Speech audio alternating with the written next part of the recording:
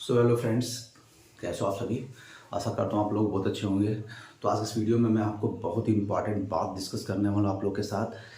जैसे कि बहुत लोग के साथ ऐसा प्रॉब्लम फेस करना पड़ रहा है कि सर मैं फॉर्म में अपना नाम गलत कर दिया हूँ, सर मैं अपना डेट ऑफ बर्थ गलत कर दिया हूँ, मैं फीमेल से मेल कर दिया हूँ। तो ये प्रॉब्लम जो आपके साथ है इसका मैं एक बहुत बेजोड़ सॉल्यूशन निकालूंगा। अगर आपको सॉल्यूशन अच्छा लगे तो आप उस पर एग्री करना, मतलब इम्प्लीमेंट करना, अगर लगे तो नहीं करना। जस्ट ये वीडियो मैंने एक बनाया है कि आप लोगों का कुछ सॉल्यूशन मैं निकाल रहा हूँ। ये नहीं कि वो सॉल्यूशन काम ही करेगा, लेकिन अगर देख लोगे तो आपको सॉल्यूशन बहुत अच्छा लगेगा। देखना, अगर आपको पसंद आए तो वो सॉल्यूशन से आप अपना फॉर्म को करेक्शन कर सकते हो। दूसरा टॉपिक पे बात करेंगे कि सर बहुत लोग पूछ रहे हैं कि सर मैं अगर ओबीसी से हूँ, एससी से हूँ, एसटी से हूँ, तो मैं क्या जनरल में फॉर्म फिलअप कर सकता हूँ। इस पर डिस्कस करूँगा मैं आप लोगों से। और थर्ड, जगुआर और जीआरपी क्या होता है, इस दोनों को मैं डिफरेंस बताऊँगा। तो एक छोटे से वीडियो में बहुत ज़्यादा इंपॉर्टेंट बात डिस्कस मैं करने वाला हूँ। वीडियो को आप ध्यान से देखना, ठीक है। और जो मैं आपको तरीका बताऊँगा अपने फॉर्म को करेक्शन करने का, ये अच्छा है, आप सोच के देखना, आपको सही ही लगाएगा। चलो मैं बात करता हूँ। सबसे पहले लड़कों का प्रॉब्लम क्या है, बहुत लोग क्या है ना कि फॉर्म भरने में गलती कर रहे हैं। तो उनको क्या करना चाहिए, देखो फॉर्म जब भर रहे हो आप, सबसे पहले आपको क्या करना है, उसमें आपका नाम लिखना है। नाम का first name and last name, यही आपको लिखना है, ठीक है। First and last name. अगर आप फर्स्ट नेम में, बहुत लोग क्या करते हैं, मान लो किसी का नाम होता है, जैसे मेरा नाम है सुधीर कुमार सिंह, तो मैं यहाँ पे लिखूंगा सुधीर और लास्ट में लिखूंगा सिंह। फिर आता है आपका फुल नेम, तो मैं यहाँ लिखूंगा सुधीर कुमार सिंह, ठीक है। ये होता है, मतलब आपको क्या करना है, कुमार को रोक दे, रख देना। बहुत लोग का होता है सुधीर सिंह, तो आपका ये मिडिल नेम जो है ये कुछ है ही नहीं, तो आपको यहाँ सुधीर सिंह लिखना है, सुधीर सिंह। मिडिल नेम को छोड़ देना है, आपको फॉर्म में मिडिल नेम का कोई मतलब नहीं है। तो इस चीज को आपको ध्यान रखना, अपना नाम। अगर आप नाम में कुछ गलती कर दिए हो, सुधीर में या कुमार में, सिंह में कुमारी कर दिए हो, इसका मैं सॉल्यूशन बताऊंगा। अगर नाम में आप स्पेलिंग मिस्टेक कर दिए हो, SUDHIR में अगर आप SUDHI को छोड़ दिए हो, मतलब आप सुधीर अगर लिखना है, अगर आप सुधीर की जगह आर छोड़ दिए हो, तो कैसे करेक्शन होगा, इस चीज पे मैं आपको डिस्कस करने वाला, बताऊंगा आगे वीडियो में। अगर आपका फॉर्म में गलती हुई है तो ये हुआ। इसके बाद आपको क्या करना है, मोबाइल नंबर देना है, ईमेल एड्रेस। तो मोबाइल नंबर, ईमेल एड्रेस, ये जो 1 2 3, अब एक होता है आधार नंबर, जो आपका परमानेंट होता है, मतलब ये जो होता है परमानेंट है। मोबाइल नंबर, ईमेल एड्रेस, आधार नंबर। आधार नंबर चेंज हो सकता है, ठीक है। ये नोटिफिकेशन दिया गया कि मोबाइल नंबर, ईमेल एड्रेस और नेम आपका चेंज नहीं होगा। अगर आप इसको गलती कर दिए हो तो इसका मैं सॉल्यूशन आपको देता हूं, देख लो। सो ध्यान से देखना, आपको मैं इसका सॉल्यूशन देता हूं। आपको मालूम है कि फॉर्म में नाम लिखना है। अगर आपके फॉर्म में नेम में गलती हो गई है, आपका स्पेलिंग मिस्टेक हो गया, मान लो आप पहले लिखे थे सुधीर में SUDS ऐसे लिखे थे और कुमार सिंह लिखे थे, ठीक है।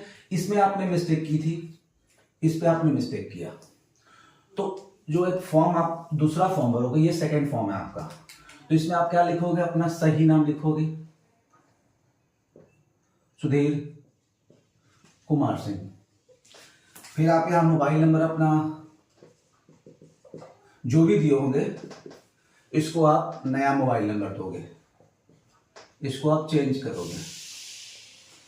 फिर आप जो ईमेल एड्रेस दोगे, जो भी ईमेल एड्रेस आएगा, इसमें भी आपका ईमेल चेंज होगा। अब यहां पर सबसे मेन है आधार।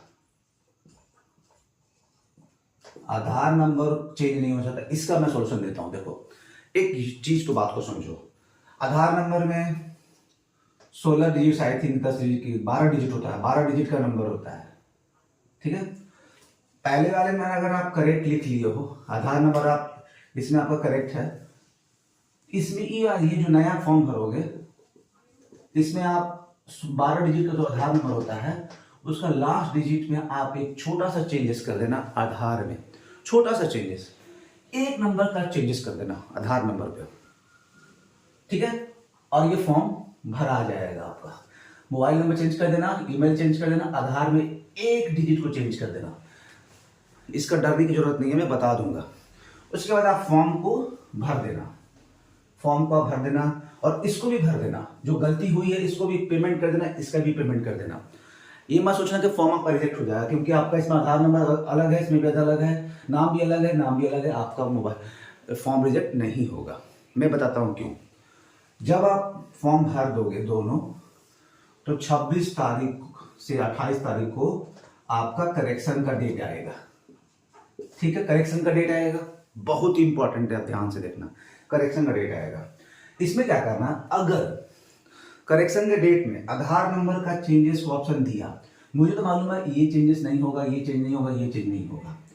ठीक है, देख लेना, जैसे आधार नंबर में करेक्शन का ऑप्शन दे तो आप इसको करेक्ट कर लेना आधार नंबर, क्योंकि इसमें आपका नाम सही है और आधार नंबर एक डिजिट करेक्ट कर देना। और ये जो है नंबर, ये जो आपका फॉर्म है, इसमें आप आधार नंबर गलती कर देना, करेक्ट मतलब इसको चेंज कर देना, पूरा चेंज कर देना। इसका जो फोटो है आपका अपलोड है, फोटो भी चेंज कर देना, साइन भी चेंज कर देना, एड्रेस भी चेंज कर देना, सारा इस फॉर्म को पूरा गलत कर देना और इसको करेक्ट करके सबमिट कर देना। इससे क्या होगा, ये फॉर्म आपका इनवैलिड हो जाएगा। फॉर्म मतलब आपका फोटो इस पे नहीं रहेगा, तो आपको घबराने की जरूरत नहीं है कि आपका फॉर्म रिजेक्ट होगा और ये फॉर्म आपका करेक्ट हो जाएगा। ये बहुत धांसू आइडिया है, मानता हूँ ये आइडिया थोड़ा रिस्की है। रिस्की तो मुझे नहीं लग रहा, मेरे भाई ने भी गलती की, मैं इसी तरीके से उसको मैंने बोला कि ऐसे फॉर्म भरो। ये फॉर्म में आप फोटो चेंज कर देना, फोटो कुछ भी डाल देना, साइन कुछ भी डाल देना, आपका दोनों मैच ही नहीं करेगा, अनमैच हो जाएगा, तो आपका फॉर्म हो जाएगा करेक्ट। अगर छोटी सी एक प्रॉब्लम है, खाली आधार नंबर, अदर जेएसएससी आधार नंबर चेंज करने का ऑप्शन दे देता है कि आधार में कुछ गलती था, उसको करेक्शन कर सकते हो। वैसे नोटिफिकेशन में लिखा गया है कि आपका मोबाइल नंबर, ईमेल आईडी, नाम, डेट ऑफ बर्थ चेंज नहीं होगा, बाकी सब चेंज होगा। तो उस हिसाब से मैं बता रहा हूँ, आधार नंबर एक डिजिट चेंज करके आप अपना फॉर्म ठीक कर सकते हो। अगर आधार नंबर नहीं चेंज होता है तो आप क्या करना, ये फॉर्म सही करना, क्योंकि आधार नंबर इंपॉर्टेंट होता है।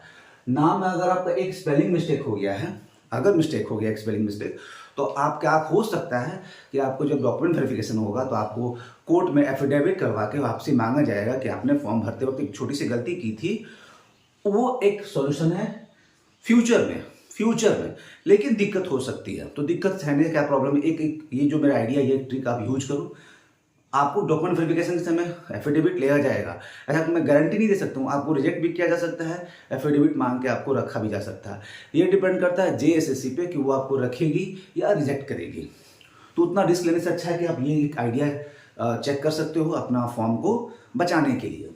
ठीक है, अगर आधार नंबर में चेंजेस नहीं आता है, अगर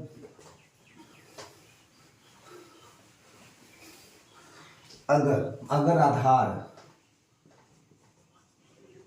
नंबर में करेक्शन नहीं करवाता है, तो ये वाला जो फॉर्म था पहला फॉर्म, उसको आप फॉर्म भर दोगे, इसको आप करेक्ट कर दोगे, तो इसका फोटो चेंज कर देना और साइन चेंज कर देना, ये फॉर्म इनवैलिड हो जाएगा, क्योंकि इसका जो आधार नंबर है ये आपका सही है।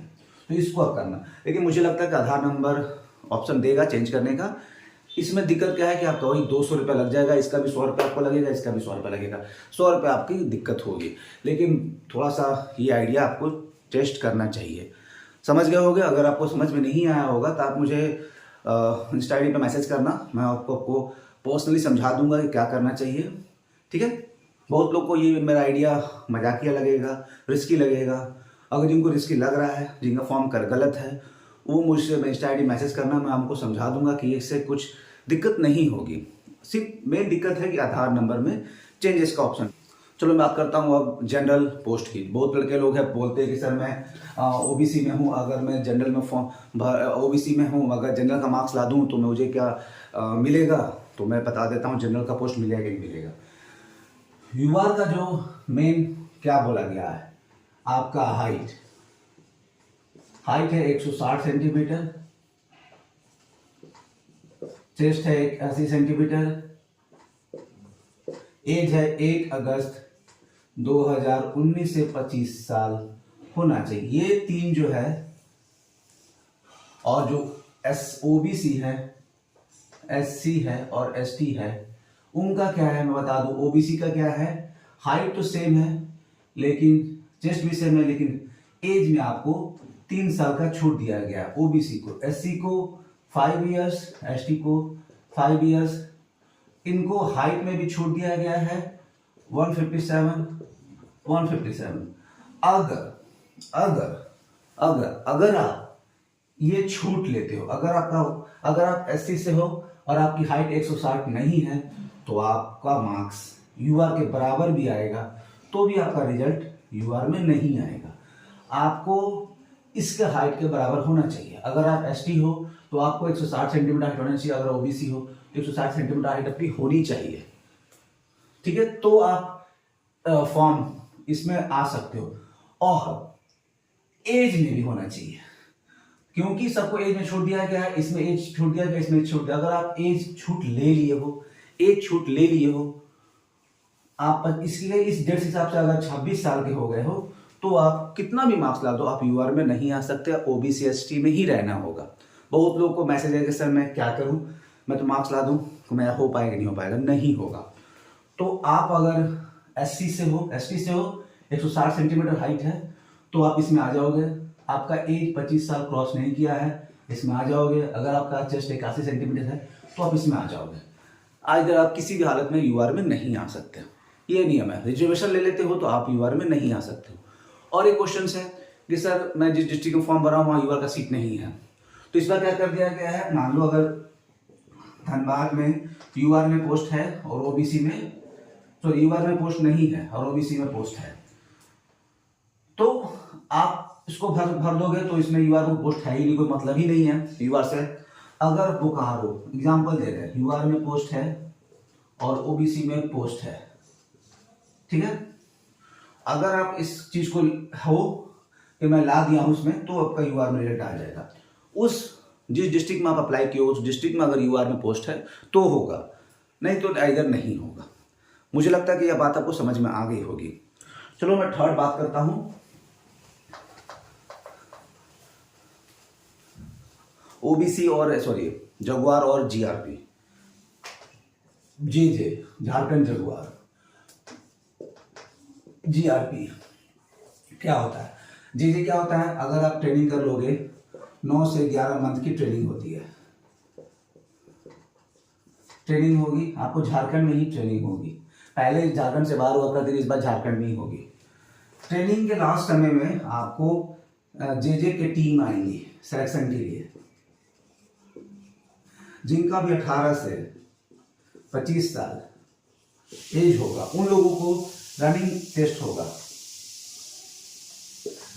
उसमें आप पास कर जाओगे तो आपको जगुआर में जे में लेके जाया जाएगा। इसमें फायदा क्या है, आपको 50% एक्स्ट्रा सैलरी मिलती है, भत्ता मिलता है। क्यों, मान लो नॉर्मल आप सोल्जर हो, अगर आपको 30,000 रुपया मिलती है नॉर्मल सोल्जर को, तो जगुआर में 15,000 और जोड़ लो तो आपको 45,000 मिलेगी। नॉर्मल सोल्जर से आपको 15,000 रुपये एक्स्ट्रा सैलरी मिलेगा और कुछ नहीं मिलेगा। यही है ड्यूटी। आपको नक्सल एरिया में करनी होगी, जंगल में करनी होगी। इसका हेडक्वार्टर रांची में है। अब बात करते हैं जीआरपी। जीआरपी क्या होता है, रेलवे गवर्नमेंट रेलवे पुलिस।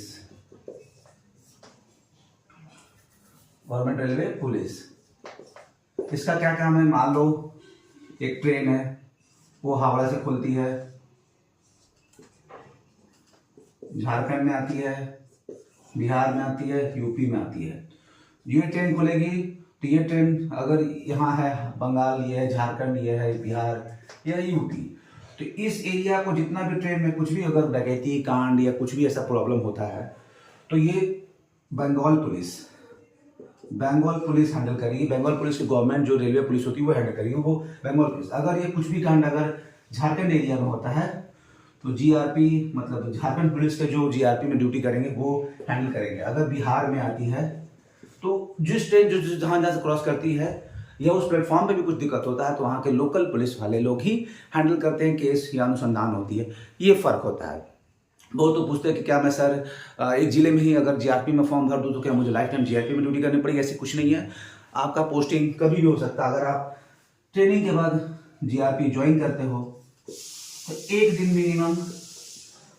दिन के बाद भी आपकी पोस्टिंग कहीं भी हो सकती है। आप पोस्टिंग करवा भी सकते हो, अगर मेडिकल इशू है तो आप पोस्टिंग दे सकते हो। सिगात को संग एक होता है, हमारी मीटिंग होती है, उसमें आप एप्लीकेशन दे सकते हो कि सर मैं यहाँ पे ड्यूटी करने में दिक्कत है, मेरे फैमिली प्रॉब्लम है, मेरा मेडिकल प्रॉब्लम है, तो आपका एप्लीकेशन पे विचार किया जाएगा और आपकी पोस्टिंग जहाँ आप चाहते हो वहाँ हो सकती है। ये कोई गारंटी नहीं है, होती है, ठीक है। मैक्सिमम आप 10 से 15 साल अभी के हिसाब से लोग एक जिले में रह रहे हैं। नियम तो है ऐसे 5 साल में ट्रांसफ़र करने का, लेकिन नहीं हो पा रहा। 10 से 15 साल एक जिले में ड्यूटी लड़के कर रहे हैं। तो आई थिंक आप लोगों की बात समझ में हो गई होगी। तो मिलते हैं अगली वीडियो में। अगर कुछ प्रॉब्लम है कमेंट करना, मैं आपका जवाब जरूर दूंगा। मिलते हैं अगले वीडियो में, अभी के लिए